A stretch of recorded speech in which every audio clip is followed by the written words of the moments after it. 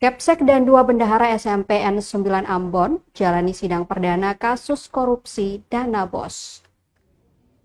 Kepala Sekolah SMP Negeri 9 Ambon, Lona Parinusa, dan dua terdakwa lainnya, Mariangela Tumeten, serta Yuliana Patilehalat, sebagai bendahara dalam periode yang terpisah menghadapi sidang perdana perkara dugaan korupsi dana BOS tahun anggaran 2020-2023 di Pengadilan Negeri Ambon, Senin 17 Maret 2025. Pantauan tribunambon.com, ketiga terdakwa mulai mendatangi pengadilan sekitar pukul 10:30 waktu Indonesia Timur dengan diantarkan mobil tahanan Kejaksaan Negeri Ambon. Para terdakwa mengenakan rompi tahanan berwarna oranye. Sidang perdana tersebut baru dimulai sekitar pukul 14:30 waktu Indonesia Timur, dipimpin Majelis Hakim Wilson Shriver, didampingi dua hakim anggota. Agenda sidang perdana ini yakni membacakan surat dakwaan oleh Jaksa Penuntut Umum atau JPU Kejaksaan Negeri Ambon. Para terdakwa didampingi masing-masing penasihat hukum. Dalam pembacaan dakwaan, JPU menyatakan bahwa dana BOS tahun anggaran 2020-2023 sebesar Rp6.519.409 dengan rincian pada 2020 sebanyak Rp1.498.638.309, 2021 sebanyak Rp1.563.375.000, 2022 sebesar Rp1.474.514.185, dan 2023 sebesar Rp1.524.991.915. Namun dalam pengelolaannya ditemukan adanya kekurangan pertanggungjawaban pengeluaran, kegiatan fiktif, pembayaran honor guru tidak tetap dan pegawai tidak tetap yang dibayar tidak sesuai.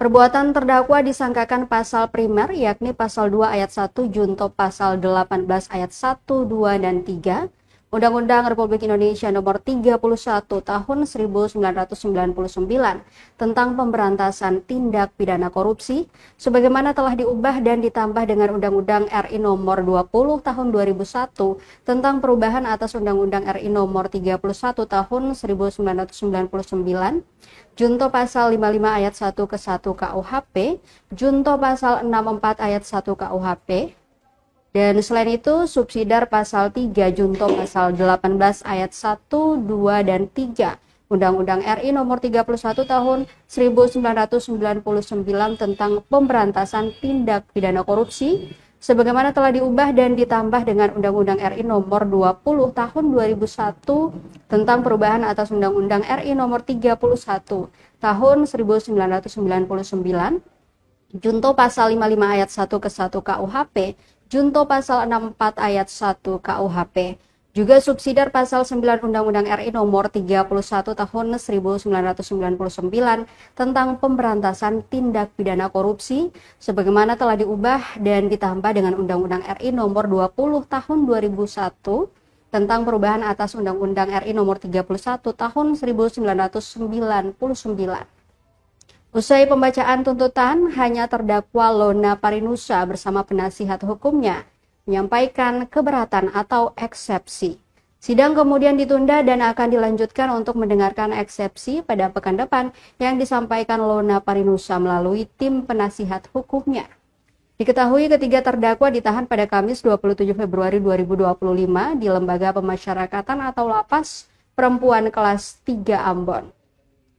Selanjutnya pada Kamis 6 Maret 2025, Kejaksaan Negeri Ambon melimpahkan perkara tersebut ke pengadilan untuk disidangkan.